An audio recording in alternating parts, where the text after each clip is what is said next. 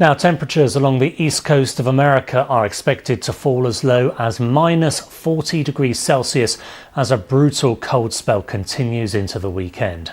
At least 19 people have died since a powerful blizzard hit much of the east coast on Thursday. The storm also caused floods, which have now frozen in the record-breaking temperatures, adding to the problems. Thousands of flights have also been cancelled. From New York, Laura Trevelyan reports. The morning after the snow cyclone, and this was the scene in one part of Massachusetts. An all-out effort is underway to clear mountains of snow, and the sub-zero conditions are making life very difficult. Even the sea has frozen in areas of New England. The winter hurricane conditions have brought not only heavy snowfall, but flooding too. In coastal Massachusetts, strong winds coincided with the high tide, so that in Boston there was a 3-foot storm surge. The city's mayor is blaming the changing climate. We're keeping an eye on all of those different floodings, and if anyone wants to question global warming, just see where the flood zones are. Those zones didn't flood 30 years ago. Not far from Boston, in the beach town of Revere, and the flood waters which engulfed the streets have now frozen in place, trapping the cars in ice. The brutal conditions closed New York's major airports, though they've now reopened. New Yorkers are trying to take it all in their frozen stride. I'm so bundled up. I have so many layers. I feel okay right now. As long as I go quickly to work, I'm okay. I just want it to be over with. It's been way too long, and I just want it to be nice and warm again. The race is on to clear away the snow in Manhattan before it turns into dangerous ice. The storm brought in all this cold air from the Arctic, and so in its aftermath we're due to have sub-zero temperatures for the next few days. It is so cold out here, minus 10 degrees Celsius, that already I can hardly feel my fingers or my toes. And the freezing temperatures are prompting many Americans to experiment. This particular trick is proving very popular in the deep freeze.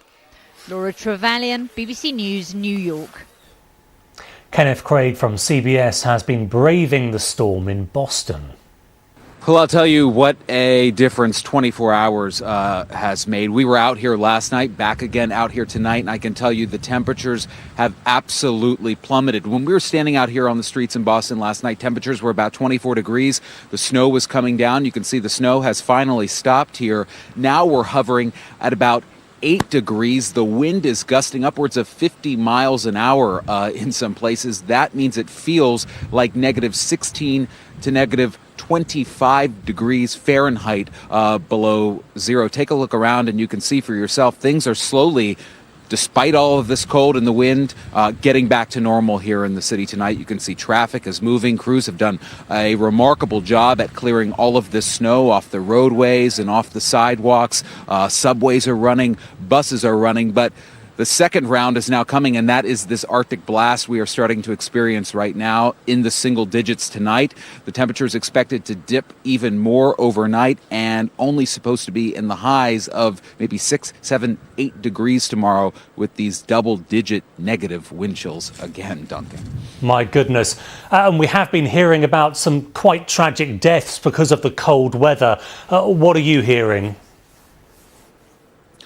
Well, at last check, sadly and unfortunately, we have counted 22 or so people who have died as the storm has made its way up the East Coast and now off the coast. Many of those people were in car accidents and accidents with plows and that kind of thing, and some people dying from hypothermia. This is very, very serious and very, very dangerous cold, the kind of temperatures where you really shouldn't be outside. And if you're going to be outside, you shouldn't be out for very long. And if you are outside, you need to be bundled up like we are, wearing a lot of layers to protect you from this cold and from this wind, Duncan.